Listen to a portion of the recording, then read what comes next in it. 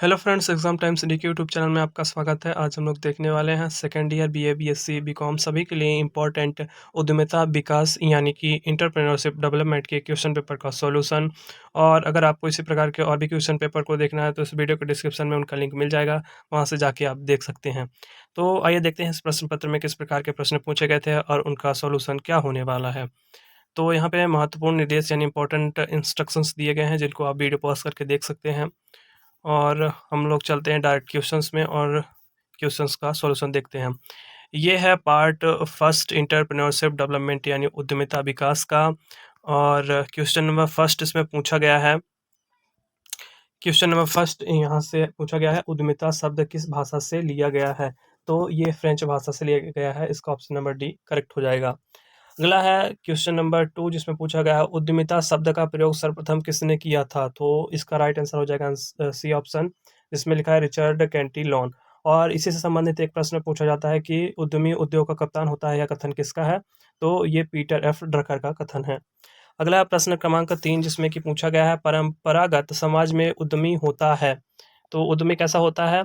Option number A में बोला गया है जो जोखिम वहन करता, बी में है साधन संगठक, सी में है पेशेवर व्यक्ति और डी में है उपयुक्त सभी। तो उपयुक्त सभी हो जाएगा, ऑप्शन नंबर डी करेक्ट हो जाएगा।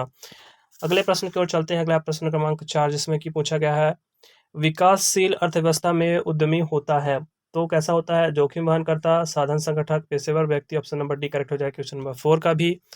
और चलते हैं अगले प्रश्न की ओर। अगला है प्रश्न क्रमांक 5 जिसमें पूछा गया है, निम्नलिखित में कौन सा गुण उद्यमी का गुण है? तो कौन सा? आत्मविश्वास, जोखिम वहन करने वाला, नेतृत्वशीलता। ऑप्शन नंबर डी करेक्ट हो जाएगा, उपयुक्त सभी।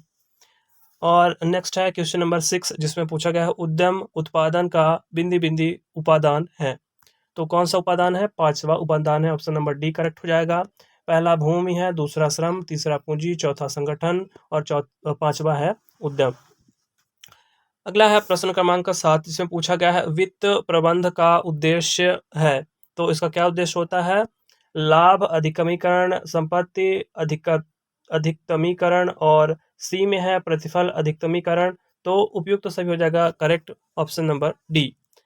अगला है प्रश्न क्रमांक 8 जिसमें कि पूछा गया है, वित्तीय प्रबंध आधार है, किसका आधार होता है?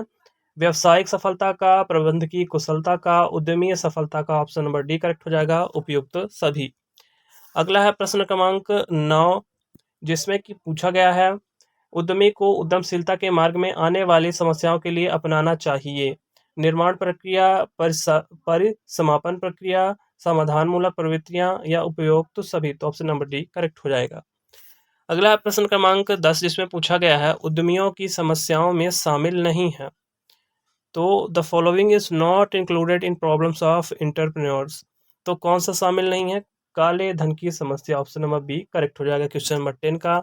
अगला क्वेश्चन नंबर 11 जिसमें पूछा गया है, भारत में नीति आयोग ने महिला उद्यमिता के परिस्थिति तंत्र के विकास के लिए एक योजना शुरू की है, निम्न में से उस योजना की पहचान करिए। तो कौन सी योजना है?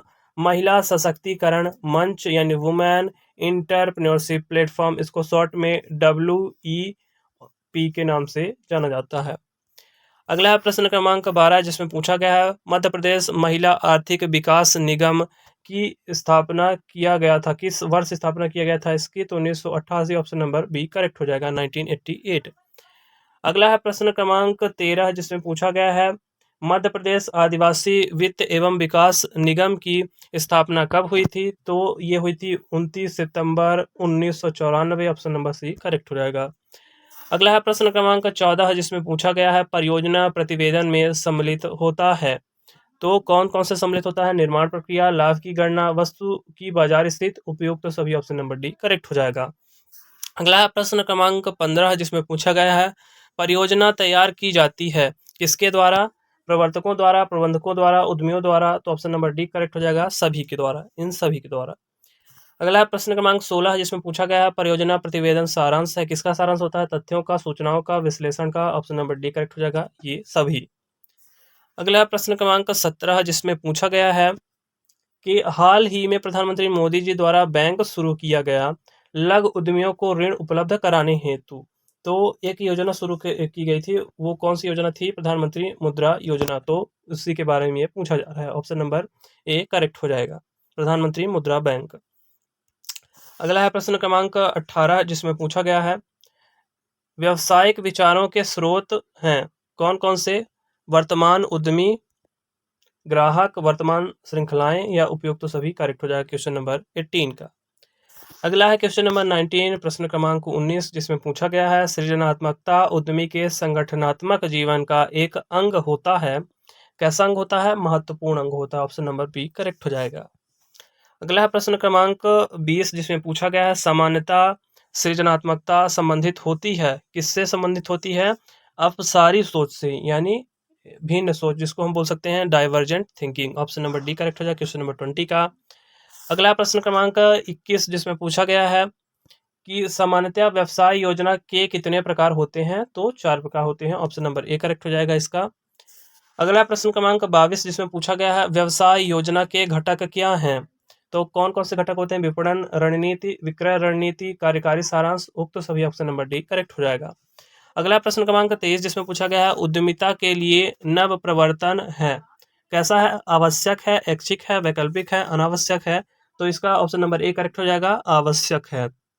अगला प्रश्न क्रमांक 24, जिसमें पूछा गया है उद्यमिता एक नव प्रवर्तनकारी कार्य है, यह कथन किसका है? तो यह कथन सुपीटर का है। ऑप्शन नंबर बी करेक्ट हो जाएगा इसका। अगला प्रश्न क्रमांक 25, जिसमें पूछा गया है निम्न में परियोजना मूल्यांकन की विधि है, तो कौन सी? आर्थिक विश्लेषण, बाजार विश्लेषण, तकनीकी साध्यता। तो ऑप्शन नंबर डी करेक्ट हो जाएगा, उपरोक्त सभी। अगला है प्रश्न क्रमांक 26, जिसमें पूछा गया है परियोजना मूल्यांकन के पहलू हैं, कितने? कौन कौन से पहलू हैं? तकनीकी मूल्यांकन, वित्तीय मूल्यांकन, प्रबंधकीय मूल्यांकन, ये सभी। ऑप्शन नंबर डी करेक्ट हो जाएगा। अगला प्रश्न क्रमांक 27, जिसमें पूछा गया है एक अच्छे परियोजना प्रतिवेदन में निम्नलिखित में से संबंधित विवरण होना चाहिए, तो प्रवर्तक, स्थान निर्धारण, कच्चा माल या सभी। ऑप्शन नंबर डी करेक्ट हो जाएगा। अगला है प्रश्न क्रमांक 28, जिसमें पूछा गया है विस्तृत परियोजना प्रतिवेदन में कितने घटक शामिल होते हैं? तो इसमें 4 घटक शामिल होते हैं। ऑप्शन नंबर डी करेक्ट हो जाएगा इस। अगला प्रश्न क्रमांक 29, जिसमें पूछा गया है विस्तृत परियोजना प्रतिवेदन की विस्तृत परीक्षण सूची में पहला चरण है, तो पहला चरण होता है प्रतिवेदन का सामान्य विस्तृत विवरण। ऑप्शन नंबर डी करेक्ट हो जाएगा प्रश्न क्रमांक 29 का। अगला प्रश्न क्रमांक 30, जिसमें पूछा गया उद्यमिता नियमन का उद्देश्य है, तो संतुलित आर्थिक विकास, समाजवादी समाज की स्थापना, उपभोक्ता संरक्षण व श्रम कल्याण। तो ऑप्शन नंबर डी करेक्ट हो जाएगा, उपरोक्त सभी।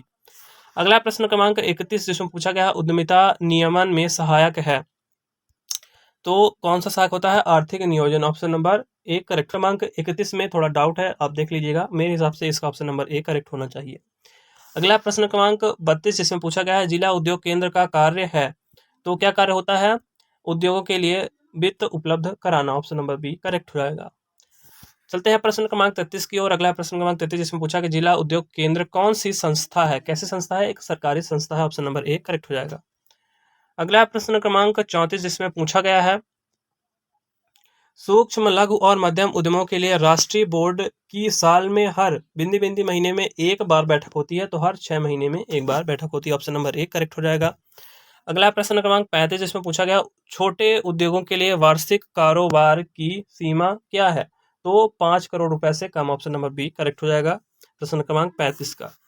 अगला प्रश्न क्रमांक 36, जिसमें पूछा गया है खादी एवं ग्रामोद्योग आयोग की स्थापना हुई, कब हुई थी?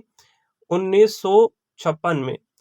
तो इसका मैंने जो आंसर पाया वो था 1957, अप्रैल 1957 में इसकी स्थापना हुई थी, जो कि 1956 का अधिनियम था। लेकिन क्योंकि ऑप्शन में 1957 दिया नहीं गया है, तो इसलिए हम इसका भी ऑप्शन मान सकते हैं। बाकी इसका एग्जैक्ट आंसर होगा 1957। अगला प्रश्न क्रमांक 37, इसमें पूछा गया है मध्य प्रदेश खादी ग्रामोद्योग के कार्य क्षेत्र में कितनी इकाइयां हैं, तो इसका ऑप्शन नंबर बी करेक्ट हो जाएगा 69। अगला है प्रश्न क्रमांक 38, जिसमें पूछा गया खादी एवं ग्रामीण आयोग का मुख्यालय स्थित है, तो कहाँ स्थित है? Mumbai. Option number C correct हो जाएगा प्रश्न क्रमांक 38 का।